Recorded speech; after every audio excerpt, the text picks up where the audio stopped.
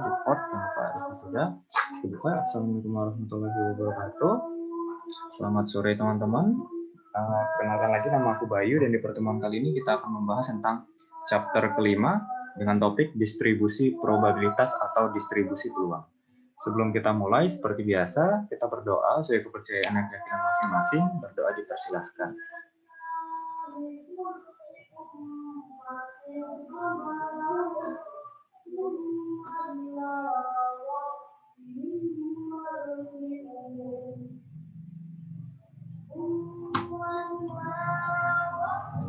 Amin. Oke, kalau begitu coba berdoa dicukupkan.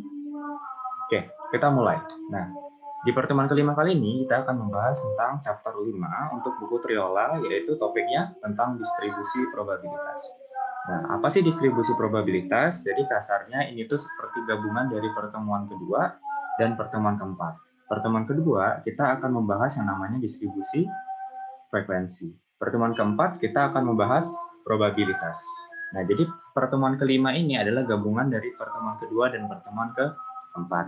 Nah, pertama kita akan membahas dulu tentang konsep dasar. Ya, jadi konsep dasar dari distribusi peluang atau distribusi probabilitas adalah pertama, menunjukkan peluang atas setiap nilai variabel acak. Nah, sering dinyatakan dengan format tabel atau rumus atau grafik. Oh ya, sebelumnya ini aku tanyain dulu nih ya. Ini materinya udah belum ya? Udah pernah aku jelasin belum ya? Karena aku lupa juga.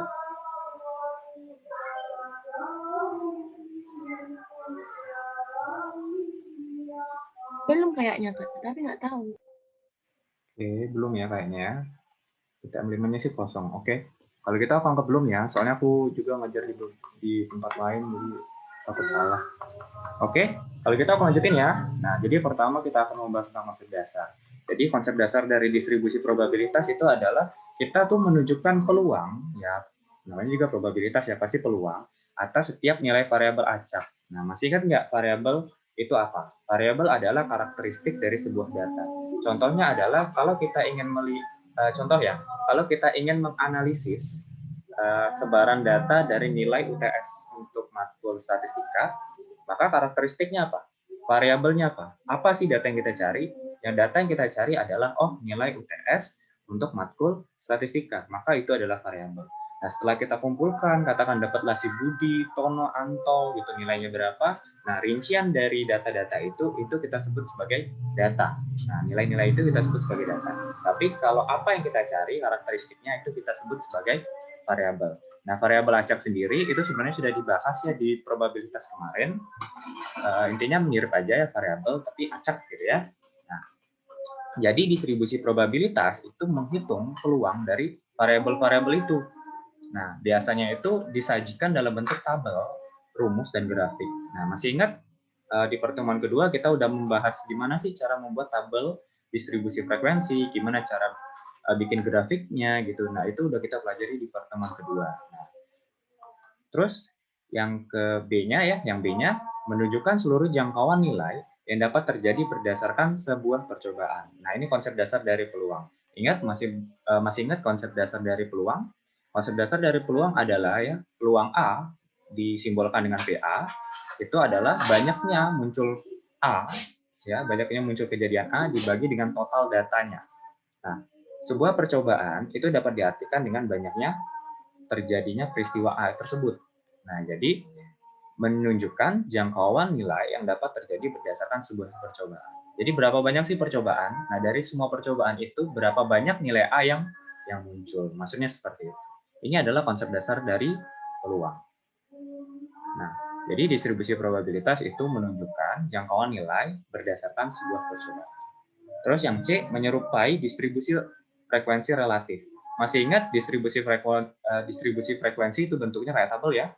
Kayak tabel, di sebelah kirinya itu adalah datanya, ada kelas-kelasnya ya. Kelasnya tuh antara 60 sampai 69 gitu ya. Ini contoh aja ya, ini contoh.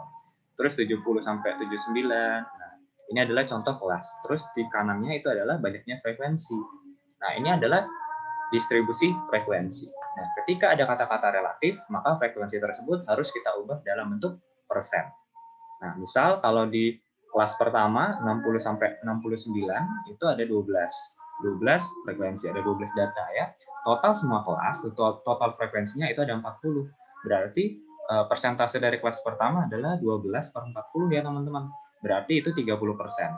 Nah, distribusi frekuensi relatif itu bentuknya bukan bentuk frekuensi, tapi bentuknya itu berbentuk persentase. Ya, ketika ditotalkan maka akan bernilai 1 atau 100%. Nah, masih ingat konsep peluang? Konsep peluang adalah nilainya itu antara 0 sampai dengan 1. Kalau 0 itu suatu kejadian tidak akan terjadi, kalau 1 suatu kejadian itu pasti akan terjadi. Nah, berarti relatif ya dengan bentuk dari distribusi frekuensi relatif, di mana ketika ditotalkan hasilnya sama dengan 1. Oleh sebab itu, ya karakteristik atau konsep dasar dari distribusi probabilitas yang ketiga adalah menyerupai distribusi frekuensi. Nah, tetapi yang perlu diingat adalah selain menjelaskan masa lalu, distribusi probabilitas juga menjelaskan kemungkinan suatu kejadian akan terjadi. Ya namanya juga probabilitas ya, peluang, berarti itu akan menunjukkan kemungkinan suatu kejadian akan terjadi. Ingat, distribusi frekuensi relatif itu kan merupakan rangkuman ya atau ringkasan dari suatu data yang sudah terjadi sebelumnya. Nah, sehingga itu adalah menjelaskan masa lalu. Nah, sedangkan distribusi probabilitas itu adalah gabungan dari distribusi frekuensi relatif dan probabilitas. Jadi materi kedua dan materi keempat. Nah, jadi selain menunjukkan kejadian masa lalu, kita juga akan menjelaskan kemungkinan suatu kejadian itu akan terjadi. Nah, itu untuk konsep dasar dari distribusi probabilitas. Nah, sekarang kita akan membahas ke variabel acak. Apa sih yang dimaksud dengan variabel acak? Yang pertama, variabel acak adalah variabel yang biasanya diwakili oleh X, yang memiliki nilai numerik tunggal, ditentukan secara kebetulan atau nilainya bervariasi untuk setiap hasil dari suatu prosedur atau percobaan. Nah, maksudnya gimana? Maksudnya itu contoh ya, kayak variabel X. Variabelnya itu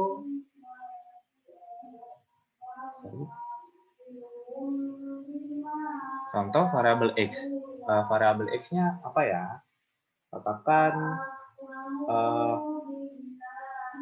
peluang, ya, katakan peluang Andi mendapatkan nilai UTS statistika di atas 70. Nah, maka variabel X-nya adalah Andi mendapatkan nilai di atas 70. Berapa sih peluangnya? Nah, itu adalah X. Jadi sebenarnya variabel acak itu lebih melambangkan atau mensimbolkan suatu variabel aja. Nah, biasanya disimbolkan dengan X, A, B, C, D, X, Y, Z juga terserah ya. Intinya itu merupakan karakteristik dari suatu data yang kita cari. Nah, itu kita sebut sebagai variabel acak. Nah, variabel acak sendiri itu dibagi menjadi dua. Ada discrete dan ada continue. Masih ingat materi pertemuan pertama, discrete dan continue? Jadi, discrete itu sebenarnya adalah hasil dari suatu perhitungan. Itu adalah discrete. Nah, sedangkan continue adalah hasil dari suatu pengukuran. Nah, contoh dari perhitungan adalah kita menghitung jumlah penduduk. Nah, itu kan kita harus menghitung satu persatu total anggota keluarga di suatu daerah. Nah, itu menghitung artinya kita menambahkan satu kepala keluarga berapa anggotanya, satunya lagi berapa anggotanya, satunya lagi berapa anggotanya. Itu discrete. Kita merupakan hasil dari perhitungan. Kalau continuous itu hasil dari pengukuran. Contoh jarak, tinggi, kedalaman. Nah, itu adalah pengukuran. Nah, terus discrete itu biasanya nilainya terbatas. Kenapa nilainya terbatas? Ya, simpelnya adalah karena kemampuan kita dalam berhitung itu terbatas. Contoh adalah kita nggak tahu luas tata surya kita itu berapa. Kita nggak tahu seberapa sih luasnya seluruh dunia ini tuh kita nggak tahu. Nah, kenapa sih kita nggak tahu? Karena tadi perhitungan kita itu terbatas. Sehingga biasanya nilainya itu ada batas. Itu untuk karakteristik dari discrete. Sedangkan karakteristik dari continuous itu bisa nilainya tidak terbatas. Karena tadi kalau kita menghitung satuannya itu bisa sampai tahun cahaya lah, bisa sampai jutaan tahun cahaya lah gitu. Jadi kalau kita menghitung itu nilainya bisa tak terhingga. Ya, jadi karakteristik dari discrete adalah merupakan hasil dari perhitungan, sedangkan continuous itu pengukuran.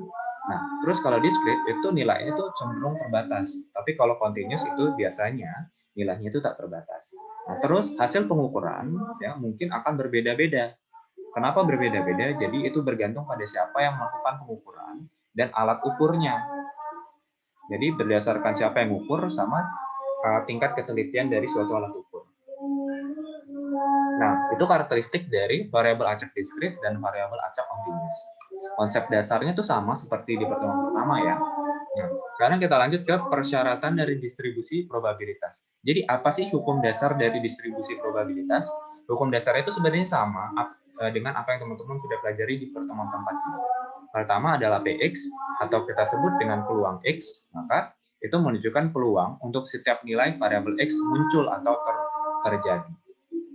Nah, itu disimbolkan dengan P dan X, peluang X.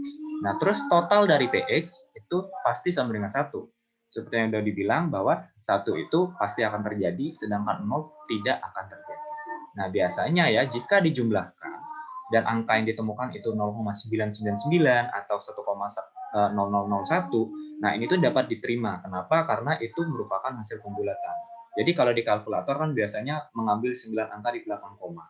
Nah, itu bisa jadi hasilnya nanti 0,999, 1,0001 gitu. Nah, hasil yang kayak gitu masih bisa diterima.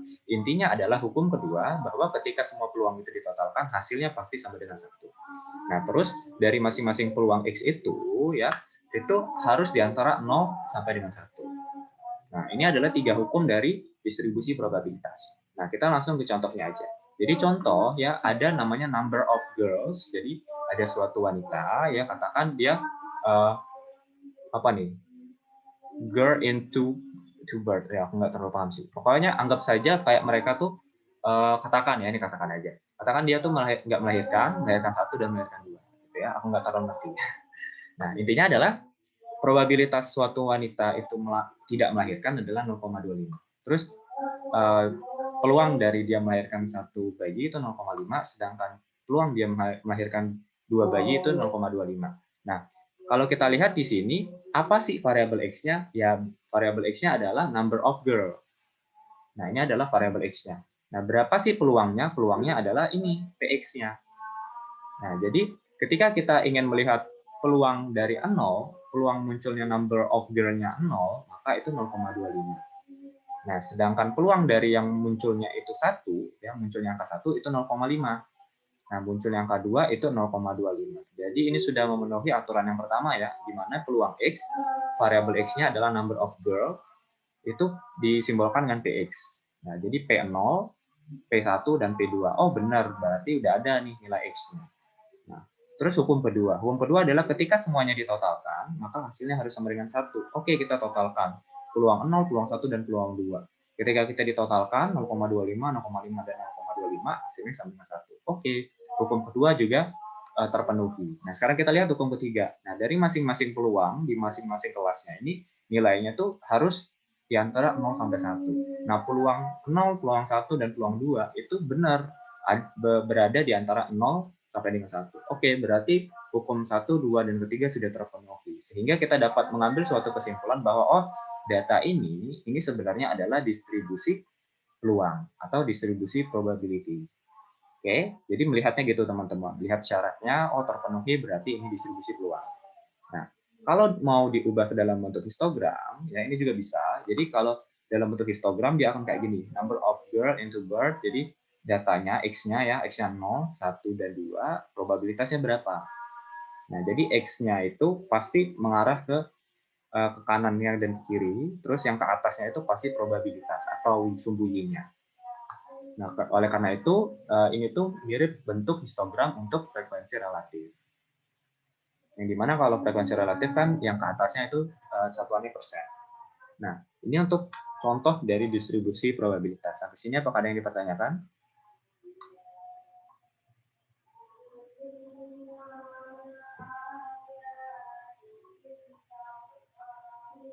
Gimana teman-teman? Suara aku terdengar dengan jelas? Terdengar, Kak.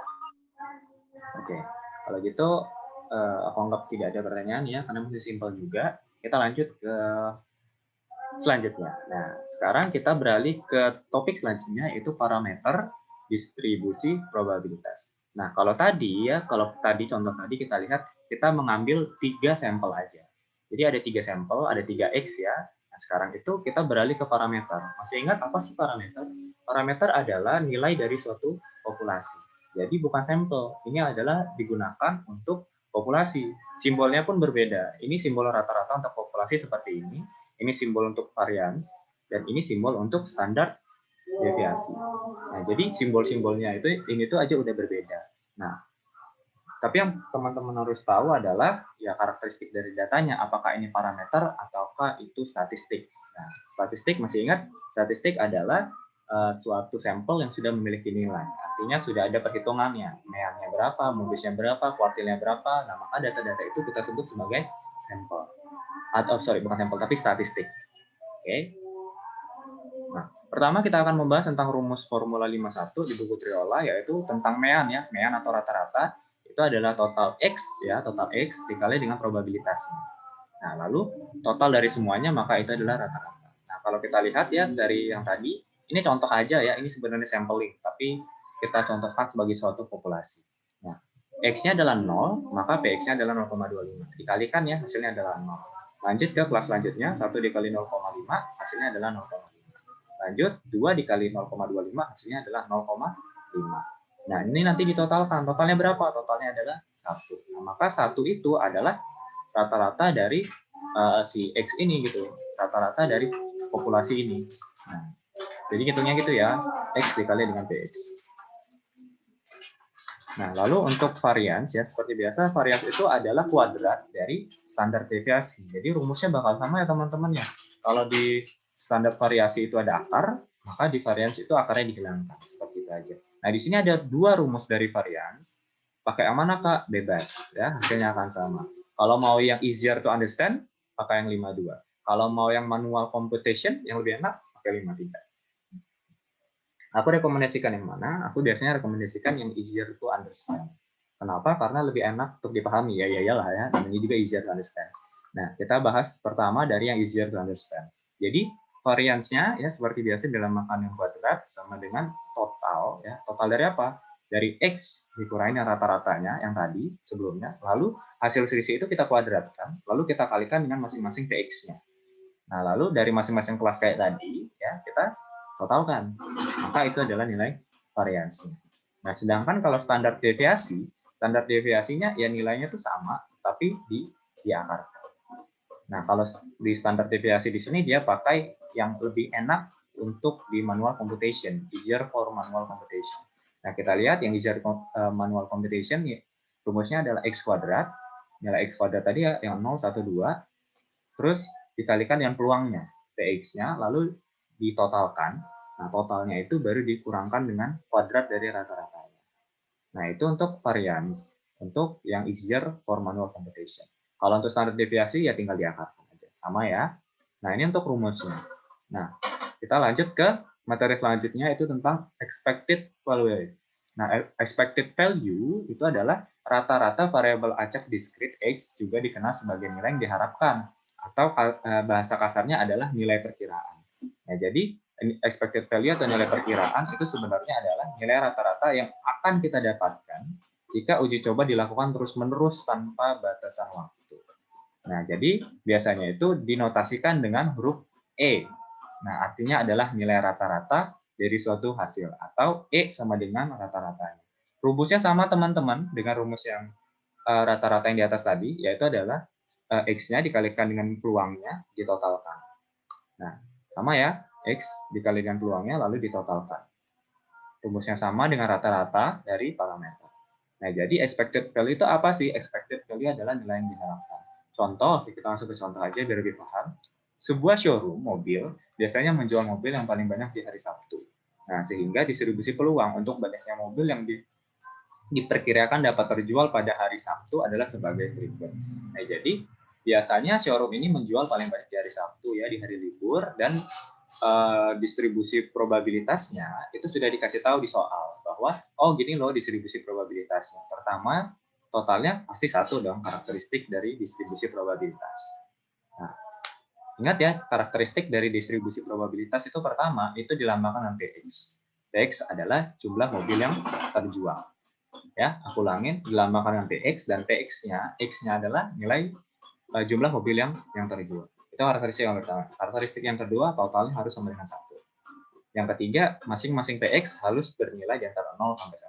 Nah, itu adalah 3 karakteristik dari distribusi probabilitas. Nah, sekarang kita lanjut ke soal. Kita lihat soalnya. Oh, soalnya kayak gini. Nah, kalau peluang hari Sabtu tidak menjual sama sekali itu 0,1, menjual 1 itu 0,2, dan menjual 2 itu 0,3. Nah, sekarang kita lihat ya, dan seterusnya ya. Sekarang kita lanjut baca soalnya. Nah, berapa banyak mobil yang diperkirakan dapat terjual pada hari Sabtu?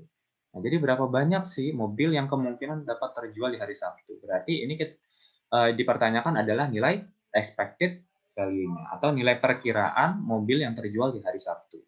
Nah, maka berapa itu yang A ya, itu pertanyaan yang A, expected value. Nah, yang B, berapakah variance dari distribusi tersebut? Variance ya pertanyaannya ya. Oke, udah jelas variance, maka kita langsung aja ke jawabannya. Jadi, seperti biasa, teman-teman tulis lagi tabelnya, terus teman-teman tambahnya aja kolom sesuai yang dibutuhkan di rumus. Nah, karena tadi teman-teman mau mencari tahu banyaknya mobil yang diperkirakan, ya artinya kan itu nilai perkiraan. Nah, karena itu nilai perkiraan, berarti itu expected value. Nilai expected value itu sama dengan nilai rata-ratanya.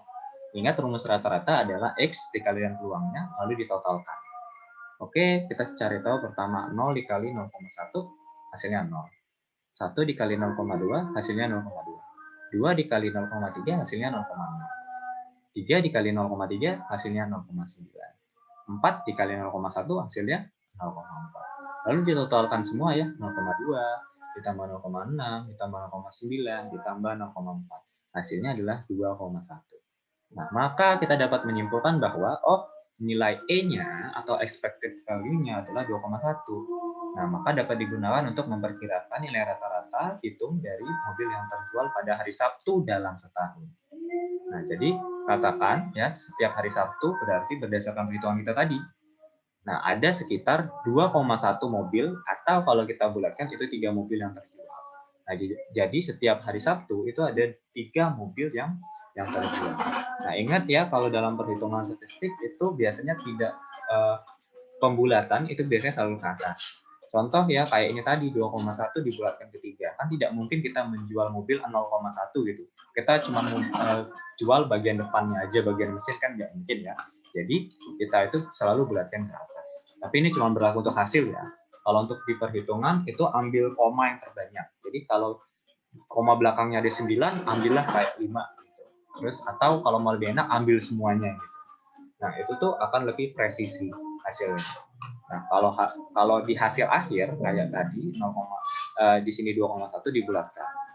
Jadi pembulatan hanya berlaku di hasil akhir. Nah, kita lanjut baca kesimpulannya. Jadi, seandainya dalam 1 tahun ada 50 hari minggu kerja, jadi total minggu setahun kan 54, katakan 4 minggunya itu libur gitu ya, maka dapat diperkirakan total mobil yang terjual pada hari Sabtu itu adalah 50 dikali 2,1, hasilnya 105 unit. Nah, kenapa di sini kita pakai angka 2,1? Karena tadi perhitungan kita masih belum selesai. Ingat, dalam perhitungan komanya akan kita ambil. Tetapi kalau hasil akhir, ya pertanyaannya adalah hasil akhir, maka hasil akhirnya boleh kita bulatkan. Oke, jadi pembulatan itu harus teman-teman kasih tahu bahwa 3 mobil ini adalah hasil pembulatan dari 2,1. Ya, seperti itu teman-teman ya, hasil akhirnya aja yang dibulatkan. Oke, kita udah dapat pertanyaan yang A, sekarang kita cari yang variansi. Nah, variansi itu sendiri rumusnya seperti biasa. Nah, di sini aku pakai rumus yang easier to understand, di mana X dikurang dengan rata-ratanya, lalu dikuadratkan, lalu dikali dengan peluangnya dari masing-masing kelas. Pertama, apa yang kalian perlukan? X dikurang dengan rata-rata.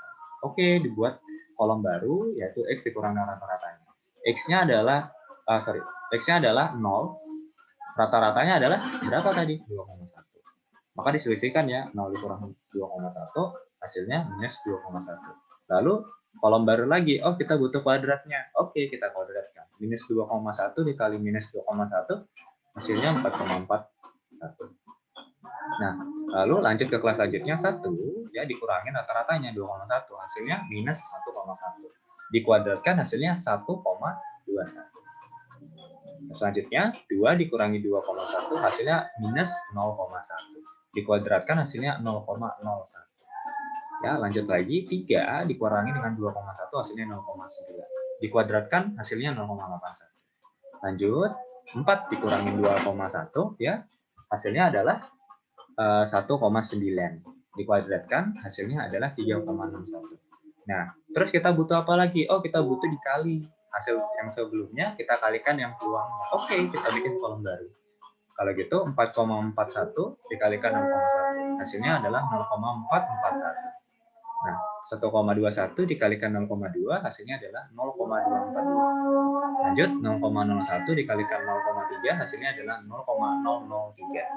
Lanjut ke 0,81 dikalikan dengan 0,3 hasilnya adalah 0,243. Lanjut 3,61 dikalikan 0,1 hasilnya adalah 0,361. Hasil semuanya ditotalkan, maka akan dapatlah variansnya. Nah, dapat varians. Nah, tapi di sini iseng aja nih dikasih tahu berapa sih nilai dari standar deviasinya. Nah, nilai dari standar deviasi adalah akar dari varians. Maka ya udah akar dari 1290 tadi. 1,290. Hasilnya adalah 1,136. Nah, ini adalah hasil dari variansnya 1,290, sedangkan nilai dari standar deviasinya adalah 1,136.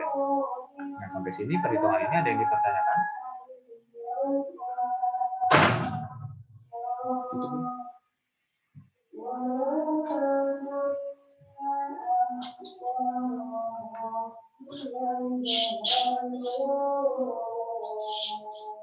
Gimana teman-teman untuk perhitungannya? Kalau ada yang dipertanyakan?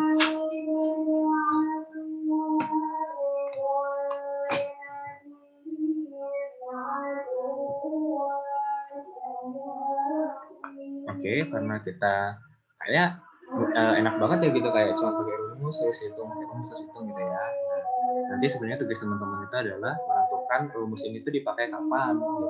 Nah, tapi nanti kan ada karakteristik tersendiri.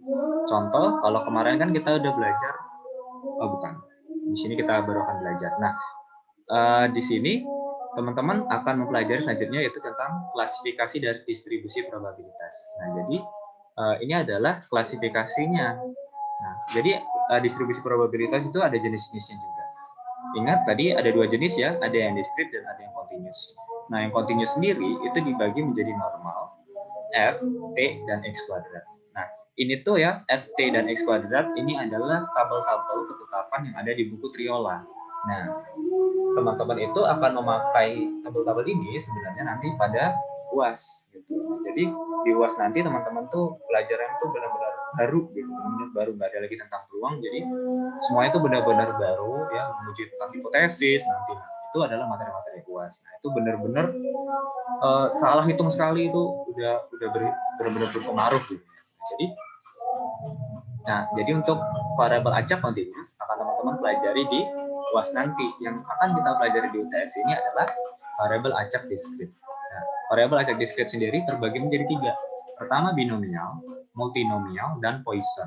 Nah, pertama ya kita bahas dulu dari distribusi probabilitas untuk binomial. Jadi binomial itu adalah memungkinkan kita untuk menghadapi keadaan di mana hanya terdiri dari kategori yang relevan. Maksudnya gimana? Contoh, cacat atau dapat diterima, selamat atau mati, sukses atau gagal, memiliki pekerjaan atau menganggur. Jadi dapat kita simpulkan bahwa probabilitas binomial itu adalah peluang yang hanya terdiri dari 2 kejadian, ya, yaitu sukses atau gagal, iya atau tidak. Jadi hanya ada 2 probabilitasnya, hanya ada 2 ya. Nah, jadi ada notasinya nih. Nah, pertama ya notasinya pasti ada PS, yaitu P sukses, peluang sukses. Selalu disimbolkan dengan PX ya. Nah, simbolnya itu dalam distribusi probabilitas binomial itu dilambangkan dengan P. Contoh ya, seperti yang aku bilang, peluang itu pasti di antara 0 dan 1 tadi ya, distribusi peluang pasti nilainya di antara 0 dan 1. Maka ini contoh nilainya adalah 0,2 dan 0,3. Ini contoh saja ya. Nah, terus selain ada peluang sukses, maka ada peluang failure atau peluang gagal. Maka karena tadi hanya ada 2 kejadian, maka ketika ditotalkan, ingat karakteristik kedua ya dari distribusi probabilitas, ketika ditotalkan semua kejadian PX itu hasilnya harus sama dengan 1. Maka kalau suksesnya itu dilambangkan dengan P, maka berapa peluang failure-nya atau peluang gagalnya adalah 1 dikurang P. Atau kita notasikan dengan Q. Ini adalah peluang gagal. Jadi P itu adalah peluang sukses, sedangkan Q adalah peluang gagal. Nah, Lalu ada lagi N, ya, itu adalah jumlah percobaan. X itu adalah jumlah kejadian yang sukses. Jadi berapa banyak kejadian yang sukses dari semua percobaan. Kalau percobaannya ada 10, terus 4 yang sukses, maka X-nya adalah 4. Sedangkan R-nya adalah 10, karena N itu adalah jumlah percobaan. Nah, itu untuk notasi-notasinya, ya, untuk simbol-simbolnya. Kita lanjut ke persyaratan dari distribusi binomial. Nah, jadi ada persyaratannya nih. Nah, teman-teman dalam menentukan, ya ini pakai rumus binomial nggak ya? Nah, itu lihat dari persyaratan. Bisa juga dilihat dari karakteristik utamanya, yaitu terdiri dari 2 kejadian. Nah, biasanya sih kalau binomial itu hanya terdiri dari 2 kejadian. Jadi kalau hanya ada 2 kejadian, ya sukses atau gagal binomial. Oke, itu adalah ciri khas kapan sih teman-teman pakai distribusi binomial. Nah, jadi lanjut ya ke persyaratan distribusi binomial. Nah, persyaratan yang pertama adalah memiliki sejumlah prosedur yang telah ditentukan. Jadi prosedurnya apa nih? Berapa kali? Nah, itu sudah ditentukan. Terus yang kedua, setiap percobaan harus memiliki semua hasil yang diklasifikasikan menjadi 2 kategori. Seperti biasa ya, karakteristik utamanya yaitu sukses dan gagal. Jadi kategorinya hanya boleh ada 2. Terus yang ketiga, uji coba itu harus independen. Jadi hasil setiap uji coba individu itu tidak mempengaruhi probabilitas dalam uji coba lainnya. Masih ingat peluang di pertemuan keempat, ya, karakteristik dari independen yang tidak mempengaruhi satu sama lain? Ya itulah ya, nanti dibuka aja modul pertemuan keempat. Terus yang keempat, ya, karakteristik persyaratan yang keempat adalah probabilitas keberhasilan tetap sama di setiap uji coba. Maksudnya adalah kalau kita melakukan 10 kali uji coba, terus kita melakukan 10 kali uji coba lagi, maka hasil suksesnya itu harus sama. Jadi probabilitas kesuksesannya itu harus sama mau berapa kali pun kita melakukan percobaan setelahnya. Nah, itu adalah karakteristik yang keempat. Nah, rumus dari distribusi binomial adalah Px peluang X itu adalah sama dengan N faktorial dibagi dengan N dikurang X faktorial dikali dengan X faktorial. Nah, kalau teman-teman ingat, ini adalah rumus dari kombinasi. Ya. Nah, tapi perbedaannya adalah kali ini akan dikalikan dengan P, ya, peluang sukses pangkat X.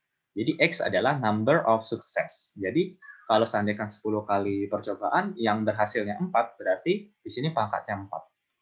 Nah, lalu hasilnya akan dikalikan dengan Q, dipangkatkan N dikurang X. Nah, karena tadi ada 10 percobaan, 4 sukses, maka yang gagalnya berapa?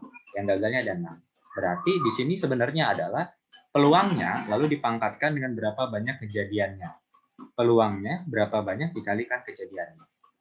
Oke, nah rumusnya seperti ini, ya, keterangan yang di bawahnya seperti ini.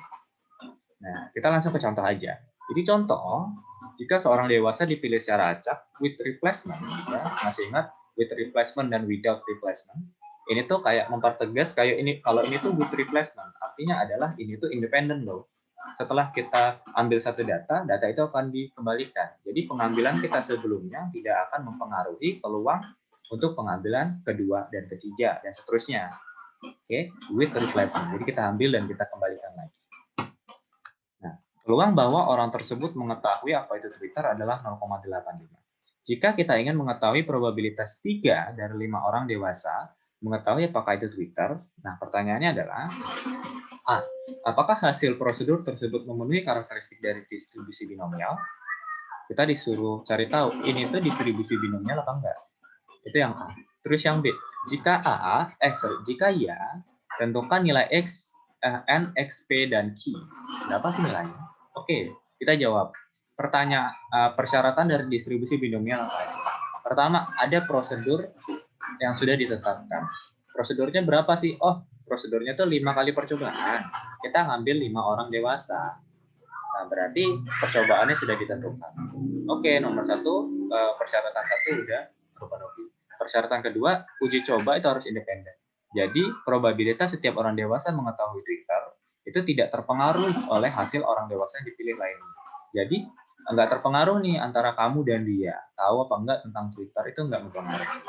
Nggak mungkin kan kalau kedip-kedip mata gitu kayak, oh tahu aja gitu kan, enggak ya. Jadi uji cobanya itu independen. Yang ketiga, masing-masing percobaan memiliki 2 kategori hasil, yaitu tahu atau tidak tahu. Udah memenuhi karakter yang ketiga. Syarat yang keempat, Syarat yang keempat adalah untuk setiap orang yang terpilih secara acak memiliki peluang bahwa dia tahu Twitter adalah 0,85 dan ini berlaku untuk seluruh orang yang akan kita pilihnya nanti. Nah, jadi karakter pertama sampai keempat sudah terpenuhi. Berarti kita dapat simpulkan bahwa oh ini ya pernyataan ini adalah distribusi binomial. Maka untuk menjawab pertanyaan ini, untuk mencari peluangnya kita harus gunakan rumus distribusi binomial.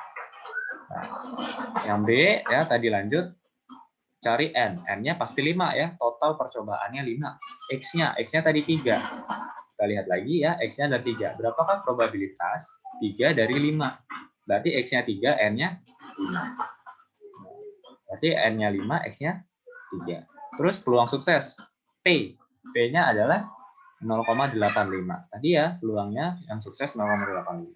Yang tahu adalah 0,85.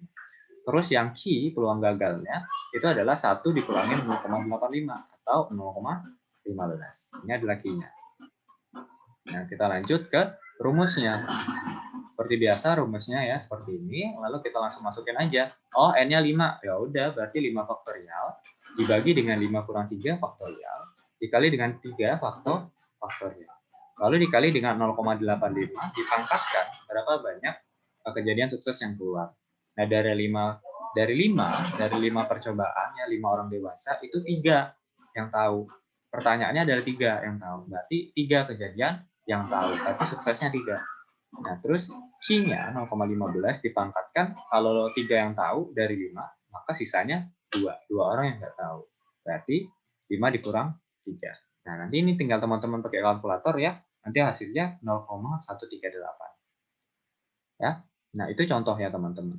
Nah, jadi distribusi binomial itu digunakan karakteristik utamanya adalah ketika hasilnya hanya 2, yaitu sukses dan gagal. Jadi kalau cuma ada 2, sukses dan gagal, pakai binomial. Ya. Pakai rumus binomial. Oke, kita lanjut ke contoh berikutnya. Jadi, contoh berikutnya ini adalah terdapat 5 penerbangan pesawat setiap hari dari Jakarta ke Surabaya. Misal, probabilitas penerbangan datang terlambat adalah 0,2. Nah, terlambat adalah 0,2. Berapakah besaran probabilitas 3 pesawat yang datang terlambat hari ini? Nah, ada yang bisa bantu nggak? N, X, P, dan Q-nya berapa? Untuk N, ada yang bisa bantu N-nya berapa?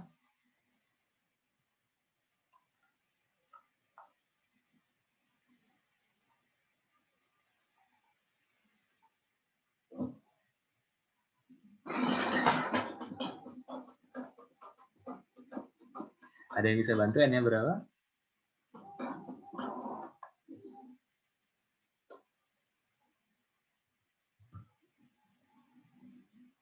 Ini jangan-jangan tidur semua nih.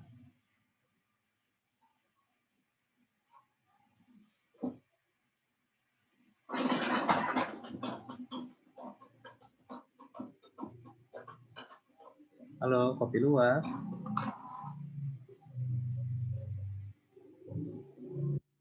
Passwordnya kakak.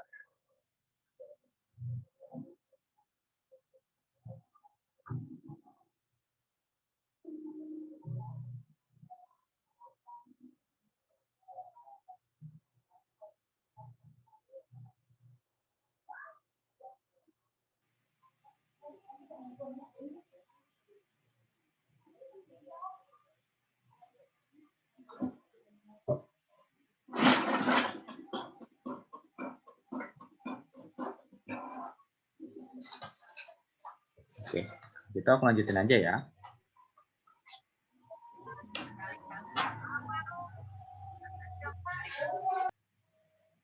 Oke, kalau kita lanjutin aja ya, maka N-nya itu adalah 5. Ya. N-nya adalah 5, karena ada 5 penerbangan pesawat. Nah, dari 5 itu harus 3 nih yang dicari. X-nya berarti 3. Nah, terus P-nya adalah peluang sukses. Nah, teman-teman di sini jangan berpatokan pada maknanya, yaitu terlambat. Terlambat memang bermakna negatif, jadi teman-teman pikir, oh ini pasti Q. Bukan. P-nya atau peluang sukses itu selalu berpatokan pada pertanyaan di soal. Kalau pertanyaan di soal, berapa banyak probabilitas 3 pesawat yang datang terlambat, maka terlambat ini adalah P. Jadi patokan P-nya adalah di soal. Maka P-nya adalah 0,2 atau yang datang terlambat. Jadi sukses datang terlambat. Jadi tidak berpatokan pada maknanya, tapi kita berpatokan pada pertanyaan di soal. Nah, itu untuk P. Terus untuk Q-nya adalah 1 dikurang 0,2. Hasilnya adalah 0,8. Nah, itu untuk nilai N, X, P, dan Q. Nah, kita lanjut ya, kita lanjut ke perhitungan, maka N-nya adalah 5, 3, 0,2, dan 0,8. Tinggal dimasukin aja 5 faktorial dibagi dengan 5 kurang 3 faktorial dikali dengan 3 faktorial, dikali dengan 0,2 pangkatkan 3, ya, dikali dengan 0,8 dipangkatkan 5 kurang 3. Hasilnya tinggal pakai kalkulator, nanti dapat 0,0512. Nah, itu untuk distribusi binomial. Patokannya adalah pertanyaan di soal itu adalah kejadian sukses. Jadi tidak berpatokan pada maknanya. Nah, binomial itu hanya dua ya, hanya dua kejadian, karakteristik utama itu hanya itu. Hanya ada dua kejadian, yaitu sukses dan gagal. Nah, terus kita lanjut ke probabilitas untuk multinomial. Jadi multinomial itu lebih dari dua kemungkinan hasil. Nah, jadi bisa jadi dia apakah itu sukses, apakah itu bagus, cacat, atau rusak. Nah, itu kan 3, tapi 3 itu bertingkat. Jadi kayak barangnya itu bagus, baik, ya, ada pertama bagus, kedua cacat, ketiga rusak. Nah, kalau cacat itu sebenarnya tidak sesuai standar, tapi masih bisa kepakai. Tapi kalau udah rusak itu benar-benar nggak bisa kepakai. Jadi ini ada tingkatannya, multinomial. Jadi ada lebih dari dua kemungkinan hasil.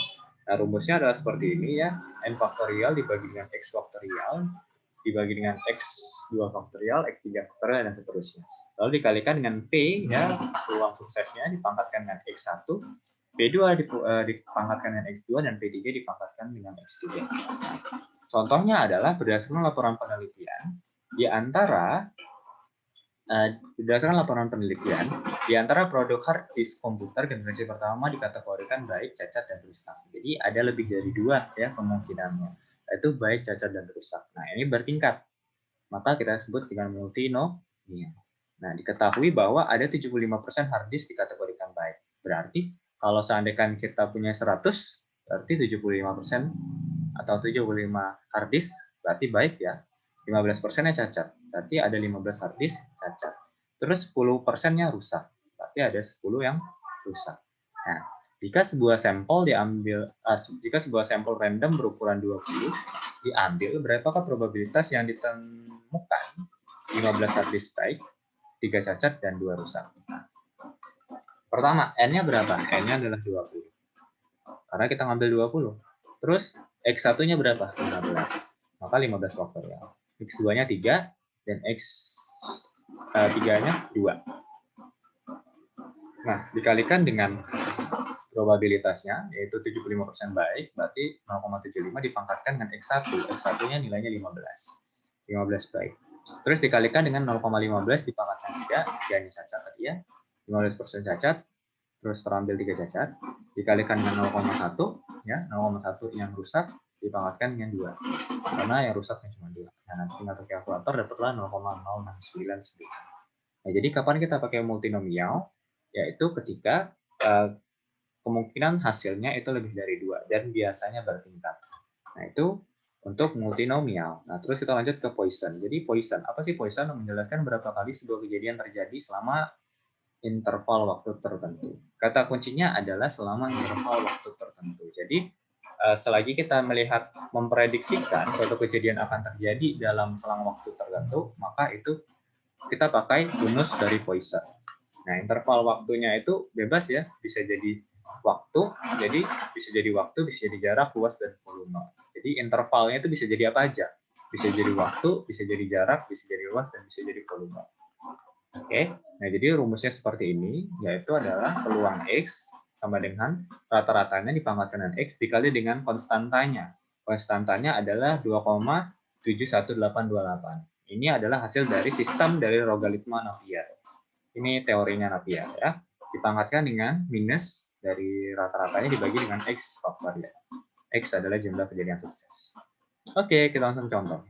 Contohnya adalah sebuah sampel acak sebanyak 1000 penerbangan memiliki total 300 tas penumpang hilang.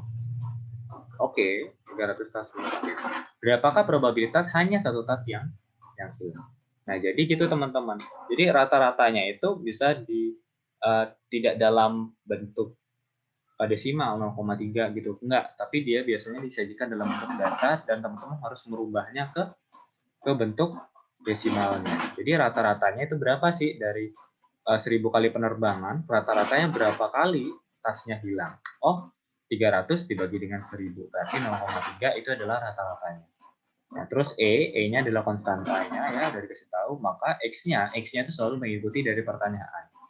X-nya pertanyaannya adalah probabilitas hanya satu tas yang hilang, berarti X-nya 1. Ya udah tinggal dimasukin aja, 0,3 pangkat 1 pangkat X dikali dengan konstantanya dipangkatkan dengan minus dari rata-ratanya 0,3 dibagikan dengan X faktorial. Cari dengan kalkulator nanti dapat 0,2222. Itu untuk probabilitas dari Poisson, ya, probabilitas dari suatu pesawat hanya akan menghilangkan satu tasnya aja. Jadi suatu penerbangan hanya hilang satu tas. Oke. Nah, itu untuk Poisson, ya. Kata kuncinya adalah selang interval tertentu. Intervalnya itu bisa jadi waktu, bisa jadi jarak, luas, dan volume. Jadi interval ada batasan-batasannya itu. Nah, itu adalah Poisson. Nah, kita lanjut ke parameter. Nah, seperti yang aku bilang, parameter adalah populasi yang sudah memiliki nilai, ya. Nah, kalau untuk binomial distribution, jadi tadi kita tuh mencari untuk sampel binomial distribution. Nah, ini udah agak beda. Di sini kita mencari parameter, tapi khusus binomial distribution. Nah, untuk cari mean-nya itu rata-rata sama dengan N dikali P. Nah, itu adalah untuk mean-nya. Terus variance-nya, rumusnya adalah N dikali P dikali Q. Sedangkan standard deviation-nya ya udah tinggal diakarkan aja ya. Berarti akar N dikali P dan dikali Q. Itu adalah standard deviation. Nah, terus selain dari rumus ini juga, teman-teman akan mengenal yang namanya usual value. Masih ingat ya? Masih ingat nggak rumus z-score yang dimana jika nilainya itu di antara minus 2 sampai dengan plus 2, maka ini kita sebut dengan usual value. Nah, tetapi kalau nilainya itu sudah lebih kecil daripada minus 2 atau lebih besar daripada plus 2, maka ini kita sebut sebagai unusual value. Nah, sekarang teman-teman akan mempelajari bahwa sebenarnya satu nilai z-score itu biasanya akan sama dengan satu standar deviasi. Sehingga kalau teman-teman ingin mencari tahu dari usual value-nya, usual value kan 2 ke belakang ya, 2 ke belakang dan 2 ke depan. Maka untuk maksimum dari usual value adalah ya udah rata-rata tinggal ditambahkan dengan 2 kali dari standar deviasi. Begitu juga dengan minimumnya. Minimumnya adalah rata-rata dikurangkan dengan 2 kali standar variasi. Nah, jadi kalau di distribusi normal di z-score ya, bentuknya kayak lonceng, di tengahnya itu pasti 0, bernilai 0. Ke kanannya tadi plus 2, ke kirinya tadi minus 2. Nah, ini adalah nilai z-score. Ini nilai z-score nih. Nah, nilai 0 yang di tengah ini adalah nilai mean, itu akan sama dengan modus, itu akan sama dengan median. Nah, jadi nilai di tengah ini adalah mean sama dengan modus sama dengan median. Jadi sebenarnya titik 0 itu adalah rata-rata atau mean. Karena tadi ya karakteristik dari distribusi normal adalah mean sama dengan modus sama dengan median. Itu adalah titik di tengah-tengahnya, titik yang paling tinggi. Nah, karena tadi satu z-score itu bernilai satu standar deviasi, maka ya udah tinggal ditambahkan aja 2 standar deviasi. Itu untuk maksimum usual value-nya. Untuk minimumnya tinggal dikurangkan 2 standar value. Standar deviasi. Nah, itu untuk usual value. Untuk mencari maksimum dan minimumnya. Nah, kita lanjut langsung ke contoh dari parameter. Pertama, ya brand dengan nama McDonald memiliki tingkat pengenalan 95%. Berdasarkan data dari grup pemasaran retail dan Harris Interactive. Grup fokus khusus terdiri dari 12 orang dewasa yang dipilih secara acak untuk digunakan pengujian pasar yang ekstensif. Nah, jadi ada 12 orang yang dipilih secara acak untuk diuji pasar, untuk diuji kebenaran dari hipotesisnya ini si Harris tadi. Nah, untuk kelompok acak yang terdiri dari 12 orang, temukan mean dan standar deviasi untuk jumlah orang yang mengenal merek McDonald. Pertanyaannya adalah jumlah orang yang mengenali nama McDonald. Berarti suksesnya adalah yang mengenali. Nah, tadi Haris bilang yang mengenalinya seharusnya 95%. Maka nilai P-nya adalah 95%. Nah, terus N-nya itu adalah 12. Nah, ini adalah 12 ya, 12 Terus Q-nya adalah 1 dikurang 0,95. Hasilnya adalah 0,05. Oke, kita langsung lanjut ke rata-ratanya. Ya, rata-rata itu adalah N kali P, yaitu adalah 12 dikali 0,95. Maka hasilnya akan sama dengan 11,4 orang. Nah, itu rata-ratanya. Terus standar deviasinya adalah akar dari N dikali P dikali Q. Ya udah, dikali aja 12 dikali 0,9 dikali 0,05, lalu diakarkan.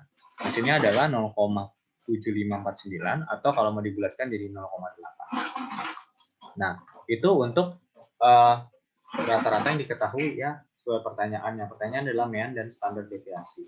Nah, tapi kalau kita mau mencari tahu aturan praktisnya atau usual value-nya ya, pertama kita harus mencari tahu maksimum usual value dan minimumnya. Nah, untuk maksimum ya seperti yang udah dibilang tadi adalah rata-rata ditambah 2 kali dari standar deviasi.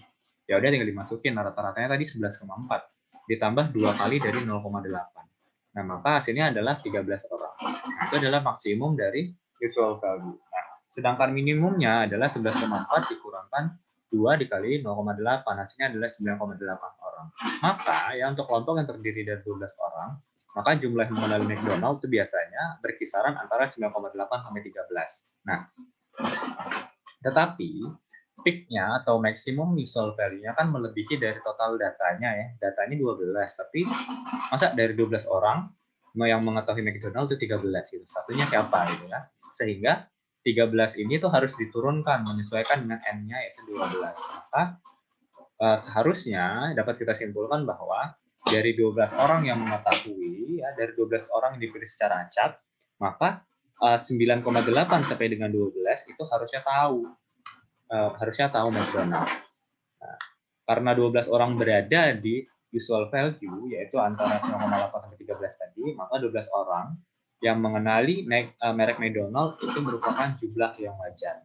Nah, jadi contoh dari latihan ini adalah teman-teman menguji hipotesis dari si Haris tadi. Jadi Haris tadi bilang 95% orang itu tahu McDonald. Oke, aku bakal uji pendapat kamu tadi ya, hipotesis kamu. Kita ambil 12 orang sampel acak.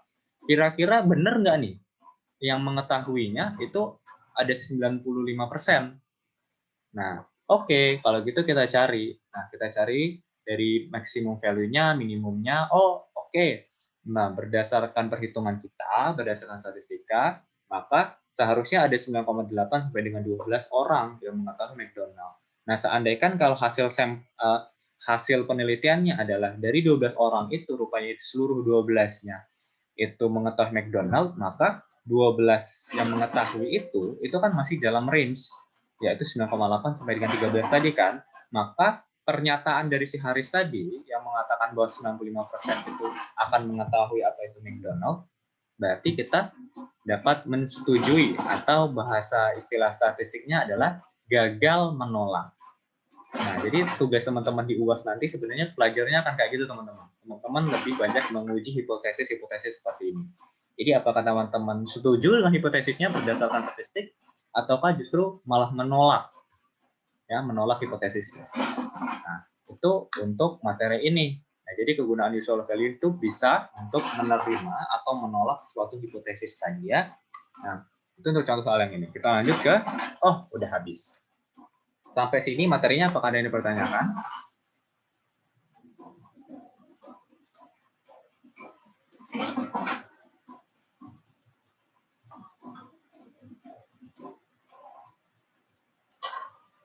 Oke, kalau gitu apa anggap tidak ada pertanyaan?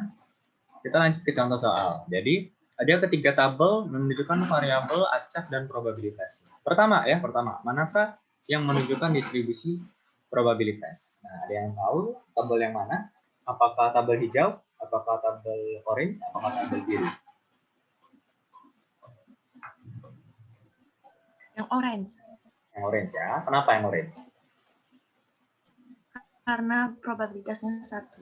Iya, benar ya Dinnya, karena probabilitasnya 1. Yang hijau, dia nggak 1. Kalau ditotalkan dia nggak 1.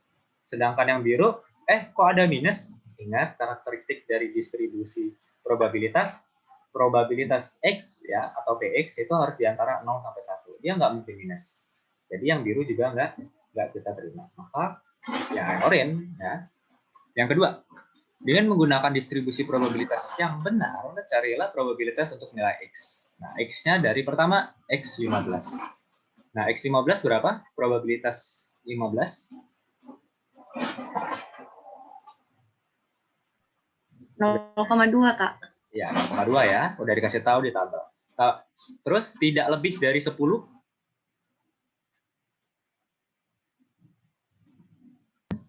0,4. 0,4 ya. Ditotalkan aja. 0,3 tambah 0,1. Lebih dari 5.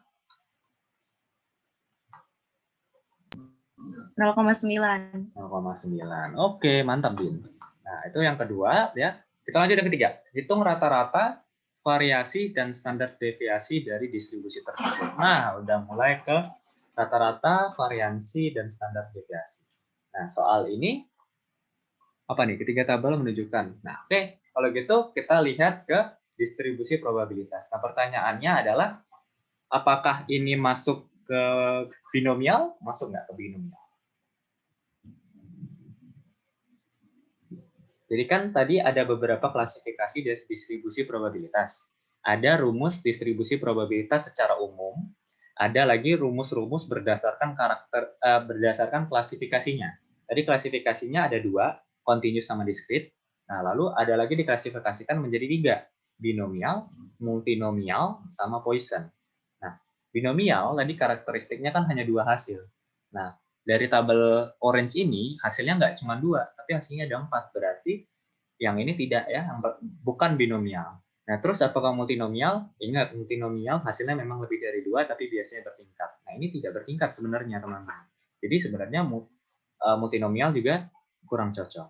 Nah, terus untuk Poisson itu ada batasnya, ada intervalnya. Apakah waktu, ataukah jarak, ataukah volume tadi kan? Nah, maka di sini tidak ada batasan, berarti Poisson juga bukan. Berarti dia akan menggunakan rumus dari distribusi probabilitas secara umum. Nah, sekarang kita lihat rumusnya yang secara umum. Hitunglah rata-rata. Oke, kita cari rata-rata. Wah, jauh ya, ke atas ya. Oke, nggak apa-apa.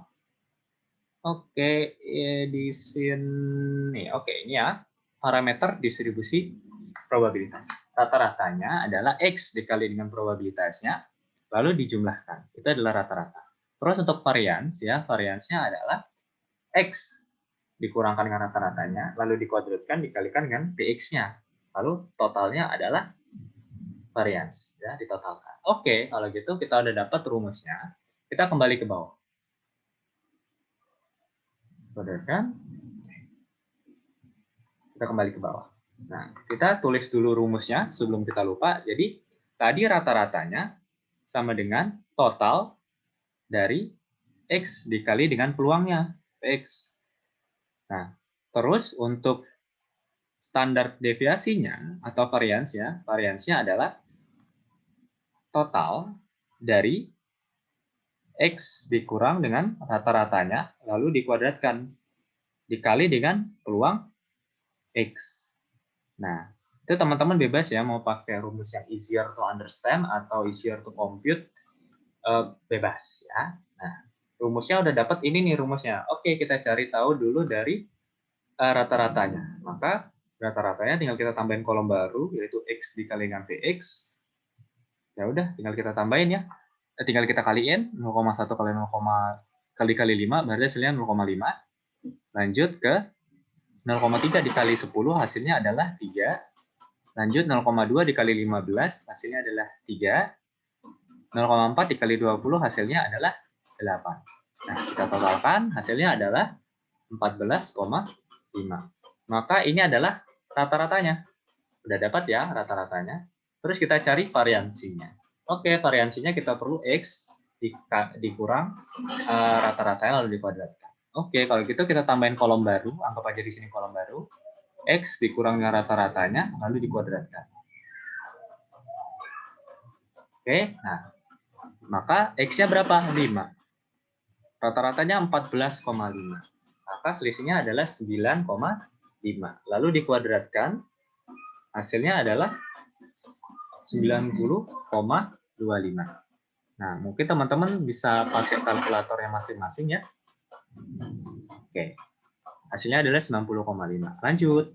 10 dikurangkan dengan 14,5, hasilnya adalah minus 4,5, lalu dikuadratkan. Hasilnya adalah 20,25. Lanjut ke 15 dikurangkan 14,5, hasilnya adalah 0,5 dikuadratkan, hasilnya adalah 0,25. Lanjut ke 20 dikurangin 14,5, berarti 5,5 dikuadratkan. Hasilnya adalah 30,25. Nah, ini adalah X dikurangin dengan rata-ratanya, lalu kita kuadratkan. Nah, lalu dari masing-masing data ini, kita perlu kali dengan PX.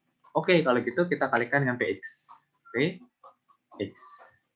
Oke, PX-nya 0,1, berarti 90,25 dikali 0,1, hasilnya 9,025.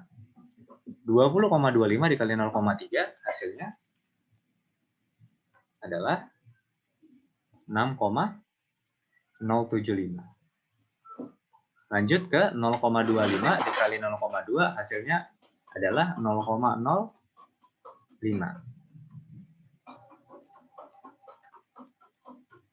Oke, kita lanjut ke 30,25 dikalikan 2 dengan 14, maka 14, 0,4 ya. 30 dikali 30,25 dikalikan 0,4, hasilnya adalah 12,1.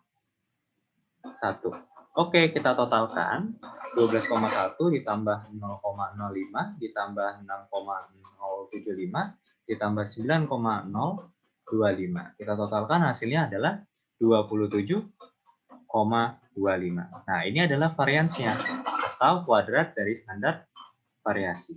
Nah, untuk mencari standar deviasinya, ya kita akarkan aja akar dari 27,25. Itu nilainya adalah 5,22015. Nah, itu ya hasilnya ya, 5,22015. Nah, jadi gitu teman-teman untuk latihannya. Jadi teman-teman harus menentukan rumus mana yang dipakai dengan cara melihat dari karakteristiknya. Nah, lalu setelah itu teman-teman buat deh kolom baru untuk data-data yang diperlukan di rumusnya, lalu tinggal dimasukin aja ke dalam rumusnya. Seperti itu. Itu untuk latihan soalnya. Sampai sini apakah ada yang dipertanyakan?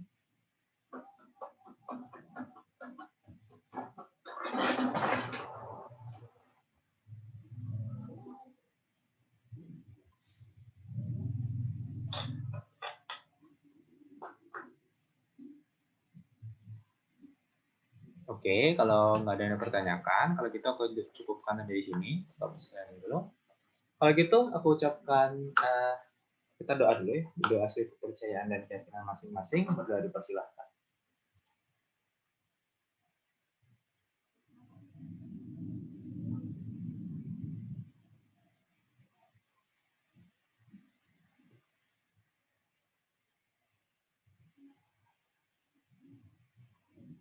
Amin. Aku berdoa dicukupkan. Kalau gitu aku cukupkan sampai di sini. Terima kasih sudah mau mendengarkan dan aku tutup dengan wassalamualaikum warahmatullahi wabarakatuh. Waalaikumsalam, Kak. Terima kasih, Kak. Waalaikumsalam. Makasih, Kak. Kalau mau nanya-nanya lewat WA ya, nggak apa-apa. Lewat WA aja maksudnya, nanti. Oke, jangan lupa hari Minggu kita ada kelas seperti biasa jam 4 ya.